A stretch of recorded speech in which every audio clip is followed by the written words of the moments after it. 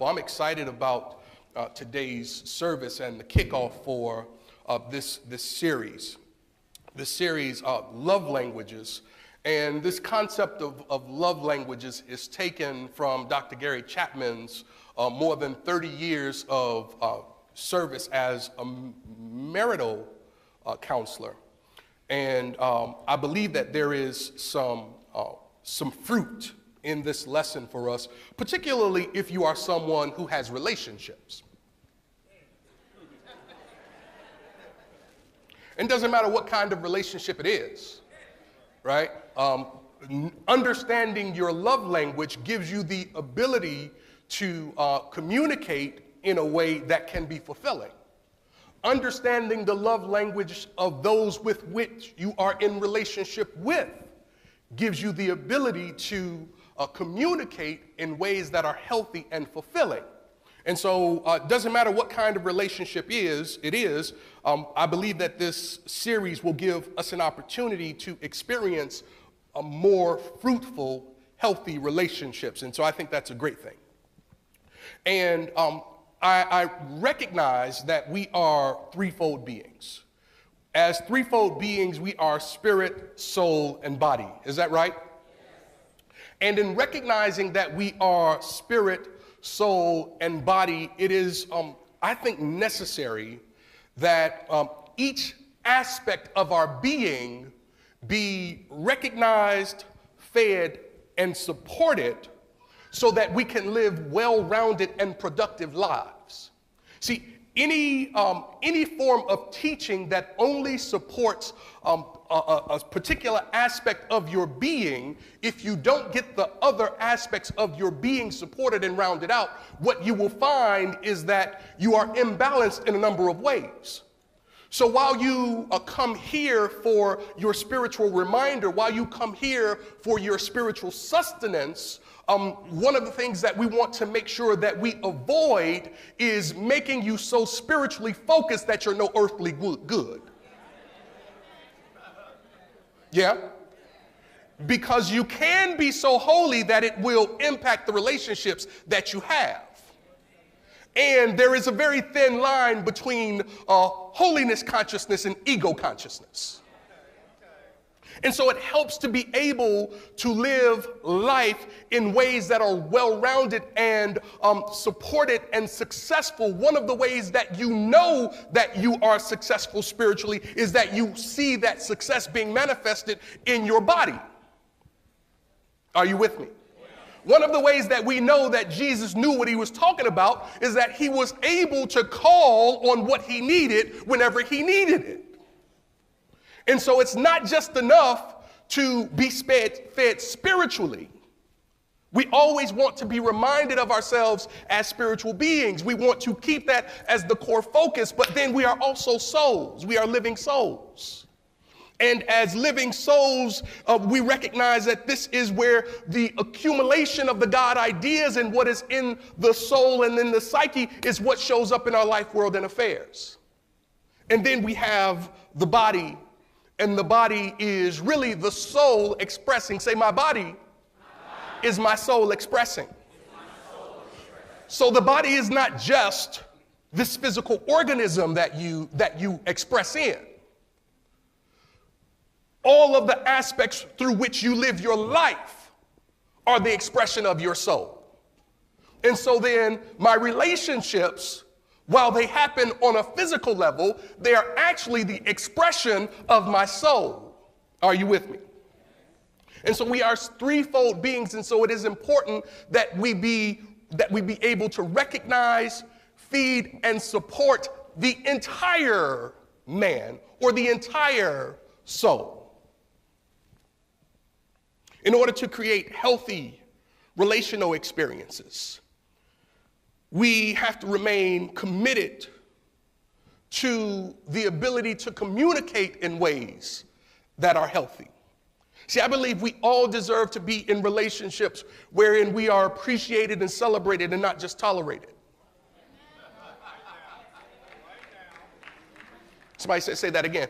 I said, I believe we all deserve to be in relationships wherein we are appreciated and celebrated and not just tolerated. I don't believe that any of our relationships are supposed to be for the sole purpose of people knowing how to just deal with us. I believe that if we have the appropriate level of celebration and appreciation for ourselves, then as we communicate to the world how we handle and see ourselves, then others ought to get the message and report that message back to us in our relationship with them. As Oprah Winfrey says, you are the one who teaches the world how to handle you. And so then, in order to create the kind of healthy relational experiences we desire, we have to first have that relationship with ourselves. Is that right? As spiritual beings, we are all made healthy, whole, and complete. But it is really through the interactions with one another that we all learn to shine more brightly. And so we're hardwired for beautiful, meaning, successful, impactful, significant relationships. This is how we're designed to enjoy these kind of relationships. We all experience 6 primary kinds of relationships. One of the first relationships that we have is the relationship with God. And so let me just give you this. I want to encourage you to condition your relationships to be built upon the foundation of the relationship that you have with God. By that I mean, challenge yourself and the people that you are in relationship with to appreciate one another in the same way that God appreciates you. And if in your relationship with God, God does not love or appreciate you, I want to challenge you to then reevaluate your concept of God. Because I believe somewhere it says that God is love. And those who worship him in spirit and in truth. And if God is love, then God does not know how to be anything other than what God is. And if love is a compassionate and cooperative and kind, then we can expect that God will be compassionate and kind and cooperative. Does that make sense? The second relationship that we have is, again, the relationship with ourselves. What is my relationship with myself? Let me ask it to you another way. Do I like me? When I look at myself in the mirror, what do I see and what do I say about me? Because if I don't like me, then it is profoundly unreasonable to expect anyone else to. And so it is necessary, say necessary. It is necessary that I learn to both like and love me and all of the stuff that comes along with me. If there is something about me that does not work, then it's my responsibility to fix it. Yeah? So the second relationship, primary relationship, is the relationship that I have with myself. The third primary relationship is the relationship that I have with my significant other. And when I'm talking about significant other, as we're talking about it in this series, here is what I want you to think when you hear me say significant other. I mean it the way that we mean it, Doc, when we are doing academic research.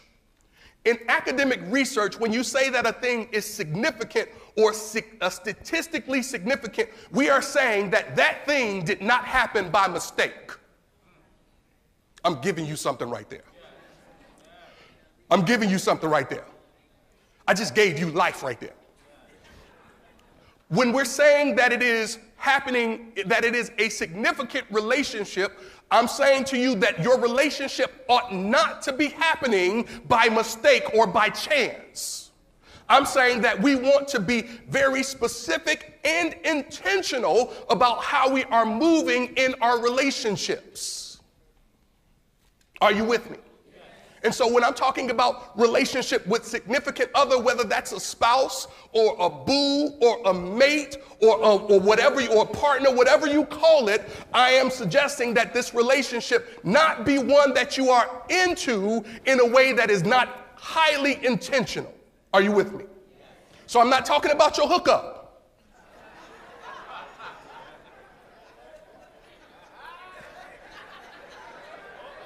for those of you who know what that means. If you don't know what that means, that's not for you.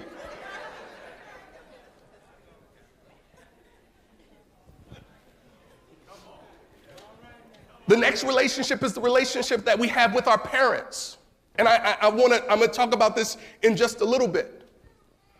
Because most of us are the product of our past. And most of us quite unconsciously bring our past into our present. And so then it becomes that our past serves as the foundation by which we attempt to shape and live into relationships in the present. So I want to talk about that. I want us to look at that. The next relationship is the child figure connection.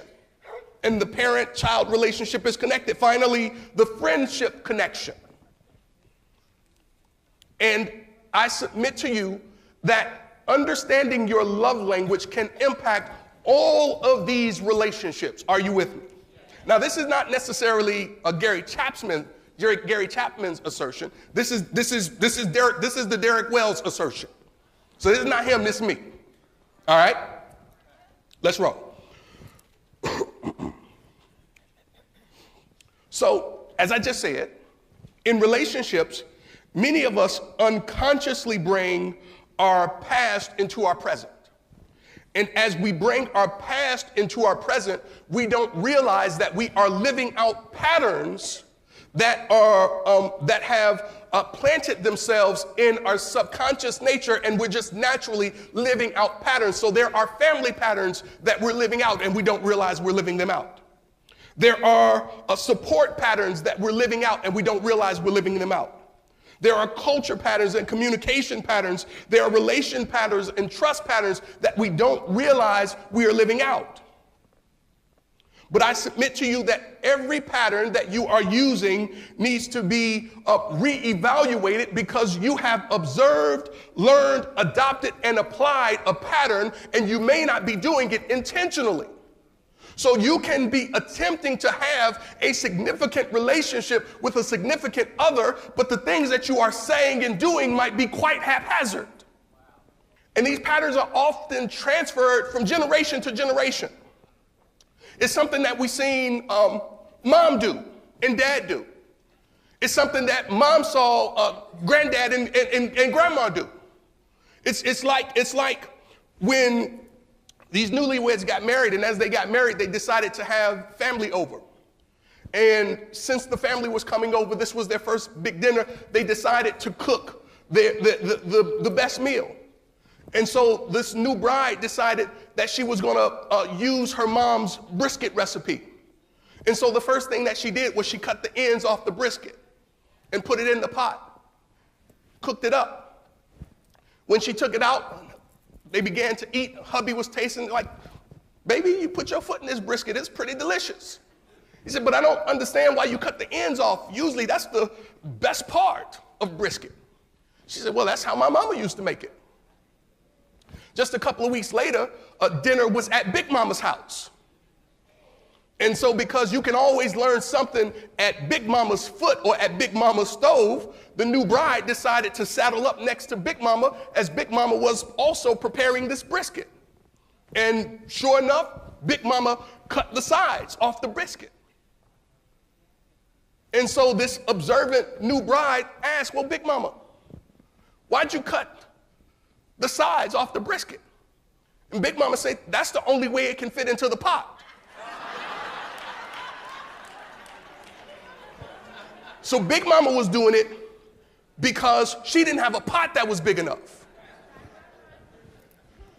You might be doing it because you saw somebody else doing it. So we often adopt dysfunction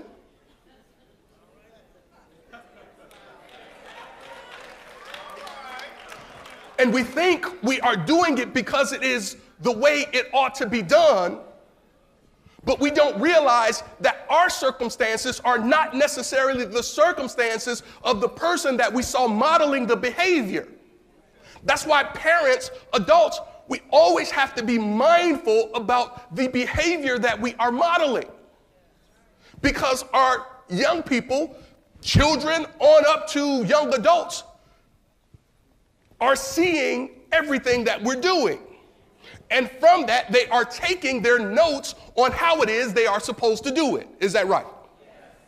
So then for most of us, sabotaging behavior is learned and reinforced through the repetition of doing a thing that we just learned by observing and learning and adopting and applying what we saw somebody else do. What this might mean to you is that if the relationship of your mom and dad fell into the 50% of divorces as most first-time marriages fall into, then it might be that we just adopt certain things that could be self-fulfilling prophecy for how our relationship ends up. So maybe y'all didn't have to get divorced if you hadn't learned bad lessons. Are you with me? Is this all right? All right.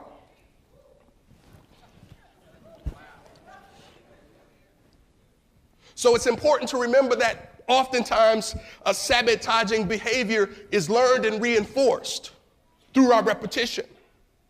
So if you were raised in a household where disputes were settled by whoever could shout the loudest, when there is a dispute or conflict, you might notice that just right away your voice gets louder. And the more your mate moves out of how they are conditioned, and the more you move out of how you were conditioned, if they were conditioned to shout, and you were conditioned to shout, and they shout and you shout, and they shout and you shout, and they shout and you shout, and they shout and you shout, and they shout and you shout, and they shout and you shout, and the only thing you all do is get louder, but you don't open the space for a creative solution, then you think you have a problem when what you don't have is a problem, but you have conditioning. And our conditioning will impact the creative ability to solve our problems. Are you still with me? And so then,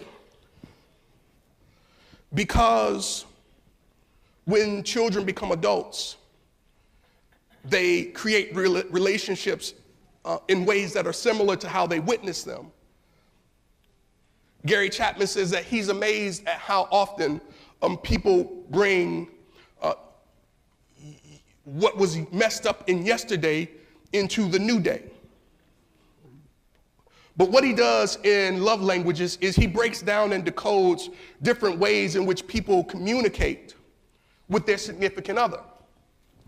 He says that he takes the mystery out of what your mate needs, right? He takes the mystery out of what your mate needs. And so in his experience, he noticed that there are just certain patterns by which people communicate their needs, even if they are not consciously communicating their needs. I want to say that again. He suggests that there are patterns by which we are communicating our needs, even if we are not consciously communicating our needs. See, it's difficult to communicate a need that you are not consciously aware that you have. Right? Chester, it's challenging for me to say to my mate, here is what I want, when I don't necessarily know what I want looks like. Are you with me? And so I can be expecting you to do something, but I haven't yet communicated to you that this is what I need for you to do. So I can be operating as if it is a deal breaker and making all kind of assumptions about the degree to which you love me when I haven't clearly said to you that really what I want you to say to me is I love you. I don't want your gift. I want you to say I love you. Right? Keep the ring, hold my hand when we're walking down the street. Are you with me? And so he's suggesting that there are just some patterns by which we communicate what our needs are, but it helps to know, say helps to know, what you want. So then, as we are moving into this, I just want to say to you at the top that when we're talking about communication, communication, put this in your notes, Communication is a symbolic process. Communication is a symbolic process. Communication is a symbolic process whereby meaning is produced, maintained, repaired, and transformed. Communication is a symbolic process. See, what I'm saying to you is that oftentimes when we are communicating in symbols. We may not realize that we are communicating in symbols, but a symbol does not mean the same thing to everybody. The same symbol is not viewed the same way by everybody. If I draw a cross for some of us, that means one thing. If I draw a cross for others of us, that means something else. Yeah? And so if we are communicating through symbols, we are constantly building, repairing, and transforming messages which might have us or might not have us on the same page. Are you still with me? Yes. So then, most of us are growing up with the language of our parents and our siblings. And we can learn a second language or an additional language, but it takes a great deal of effort to learn a second language. I was at one point I was learning Swahili, and I got up to and through Alafia Andugu, Amani Angu Undugu.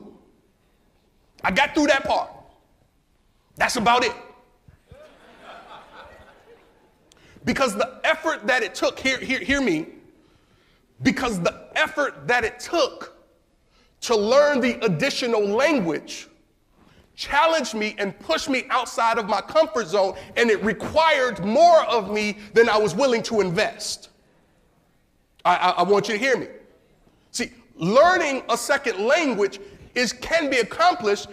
It just depends on how much energy, effort, and intention are you going to put into it in order to develop an understanding and the ability to effectively communicate the language that your significant other speaks.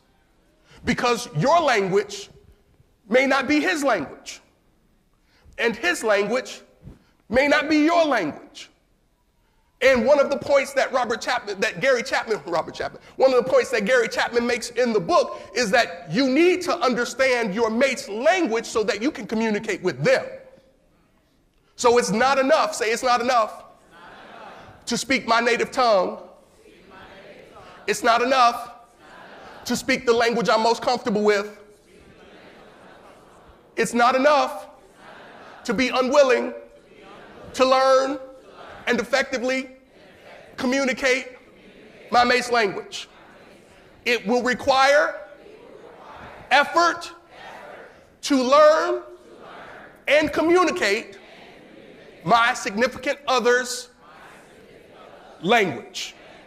So if you're going to develop a second language, if you are going to be able to communicate your significant other's language, do know that it's going to require you to get outside of your comfort zone. Know that it's going to require you to make that relationship a priority. Hear me, please don't miss this. Know that it is going to require you to make the relationship a priority. You might be in a relationship, but that don't mean you're a priority. I want to keep it 5,000. One of the ways that you will know is if you effectively know what you need and you communicate that to your significant other.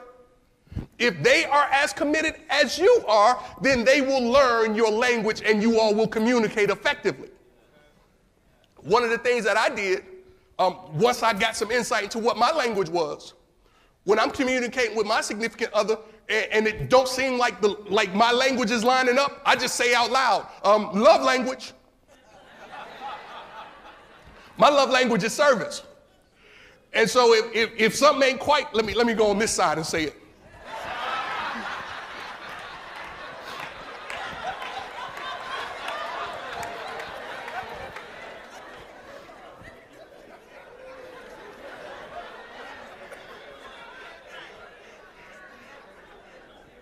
If my love language is like, if it's not being communicated like the way I need it, Judge, I just go ahead and say love language. Don't forget my love language is service. Because I want folk to know that this is my language. And I want us to be able to communicate. Now, it just so happened that I know folk who speak lots of languages fluently. So that means I have to speak a lot of languages. A lot of languages. Are you with me?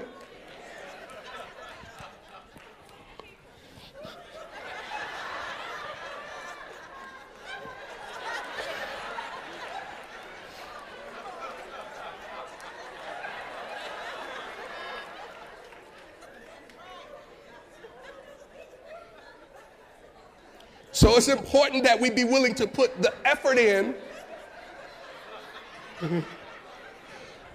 to speaking the language of our significant other. Now let me show you what happens when you try to communicate a love language or a language, when you try to communicate a language with someone and you don't speak the same language. If you've ever been in a foreign country and you were trying to communicate with someone who didn't speak your language, or if you ran into a foreigner here who spoke a different kind of language, and you try to get directions or give them directions, you ever notice how difficult that is? And it requires you to diminish yourself to just pointing, right? There was someone here I'm trying to get just a couple blocks up and around the corner, right? And they showed me where they were trying to go, and I'm saying, just up and around the corner. Just a couple blocks up and around the corner. That's a lot of energy when what I really want to be able to say is whatever the language is. Are you with me? So what my point is, you can waste a lot of energy and effort trying to communicate if you don't speak the same language. All right? So then, what do I want you to do? What do I want you to do? What do I want you to do? What do I want you to do? The first thing I want you to do is I want you to focus on the importance of your emotional intelligence as it relates to your relationships. I want you to focus on the importance of your emotional intelligence when it comes to your relationships. See, because what you feed flourishes. What you feed performs. I love the story about this good old country boy who on every Saturday night used to fight roosters. And he had two roosters. He had a black rooster and he had a red rooster. And every Saturday night they would fight these roosters. And at some point those roosters just spent so much time beating one another up that he retired them. And then sometime after he retired his roosters, he went back to the place where the rooster fights used to happen. And somebody said to him, you know, I noticed every time your roosters fought, when you bet on the black rooster won. He said, but then I also noticed when you bet on the red rooster won. Why is that? And the country boy said, well, it's simple. He said, I fed the one that I was going to bet on. Why? Because what you feed flourishes. What you feed performs. So in the book, one of the things that Gary Chapman says is that we all have an emotional tank. We all have an emotional tank. And one of the things that is the responsibility of the people that we are in relationship with, hear me, one of the responsibilities of the people that we are in relationship with is to be committed to their role in filling up our emotional tank. If you are in relationship, doesn't matter what kind of relationship it is, everyone in the relationship has a role and a responsibility in filling the emotional tank of other people in the relationship. Are you with me? So then, how do you fill the tank of someone else? You focus on the kind of love language that is essential to their emotional health in the relationship. All right? All of us have a need for love and affection. All of us want to feel as if we are wanted and respected. And so none of us feels healthy when we are in relationships wherein it does not seem like there is a home for our heart. And so if you are in a relationship where it seems as if the person you are in relationship with has no home for your heart, you have to be able to check your emotional tank. And you have to be able to require them to fill up your emotional tank. How do you help them fill up your emotional tank? You got to know what you want. Now, your responsibility, their responsibility is to help fill up your tank. Your responsibility is to know what you want. You have to know what you want. See, I can't give you what you want if you don't know what it is. And sometimes the way we come to know is by what we don't have, right? So you may not know at the front, but once you get something that you don't want, you at least know you don't want that.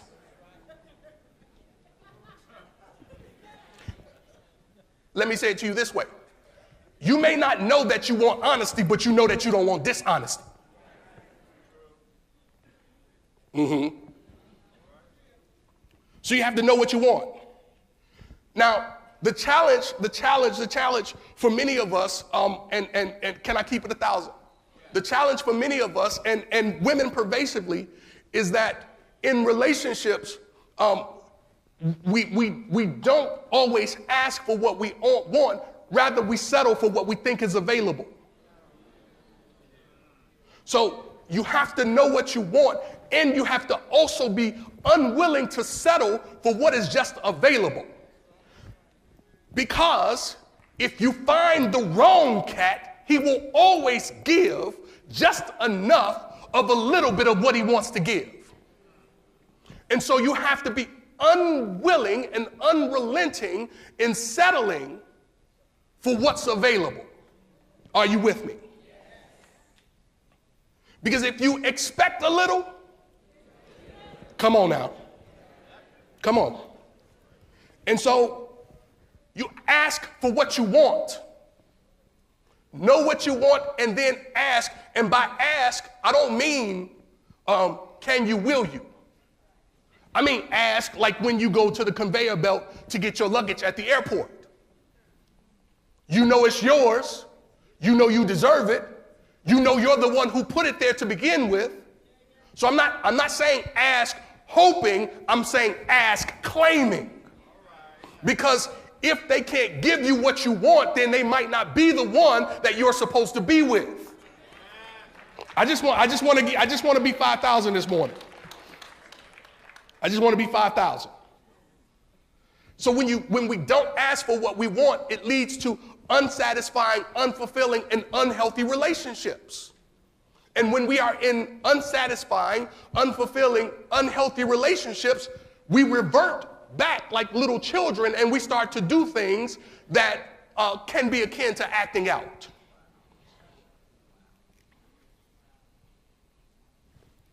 How do you help someone fill your tank? How do you help someone fill your emotional tank? You help someone fill your tank by seeing them, by seeing your significant other as they are. You help your significant other fill your tank by seeing them as they are. What am I saying? I'm saying we sometimes have a tendency to use our sanctified imagination to make over people that we are in relationship with. Rather than seeing them as they are, we see them as we imagine them to be. And then we begin to place demands on them that they be what we are imagining. But it's really difficult for somebody to be what you are imagining because what you are imagining is not what's playing out in my head. So you want me to be something that's playing out in your head, and what's playing out in my head is what I am right here and right now. And so it's vitally important that we do not ignore the signs that people are showing us when we are in relationship with them, if we expect them to be able to be responsible for filling up our emotional tank. Are you with me? How do you help someone be responsible for filling up your emotional tank? You have to be honest. You have to be honest. You have to be honest. You have to be honest. In relationship, men, like, we have to be honest. If there is something that you cannot do in the relationship, then just be willing to say that, right? If you can't be committed, then just say, I can't be committed, right? And then leave the power of choice to the person that you are in relationship with. Man, stop looking at me crazy. Y'all know what I'm talking about. Don't give me that side. I don't care. I know I'm one of you too. And I know I'm giving up the jewels. I'm here to help. I don't have no favorites. I get it. But the better you are, the healthier she is, the healthier your children will be. The healthier she is, the healthier your home will be. And you never know. She might be okay with you playing. If you just say it. No judgment. Listen, I want to keep it 1,000. This is the grown adult series. I'm teaching the kids version of this time next year. This is the adult series. So just be honest. If you don't know the directions and your GPS ain't working, just say, I'm not going to stop. I'm going to keep driving until I find my way. It's all good. It's all good. Then she just have to sit there and say, I told you to turn, I told you to turn, I told you to turn. I know you told me to turn. I don't listen to that. I listen to my internal GPS. How do you help somebody fill up your tank? You have to be willing to be honest. We all have to be willing to be honest in relationship. So you have to know what you need and you have to communicate what you need. You have to accept people as they are presenting themselves. It's not that they can't get better, but know that you can't make them better. The only person you have the power to improve is you. And then finally, we have to be honest. If there's some aspect of ourselves that we find challenged in, just say that and then commit yourself to being improved. So I'm going to close with that because I want you to be able to enjoy the kind of relationships you are divinely designed to enjoy. Relationships wherein you are appreciated and celebrated and not just tolerated. One of the ways that you do that is you give it to yourself first, and then you make clear the way for those who you're in relationship to give it with you, to you. God bless you.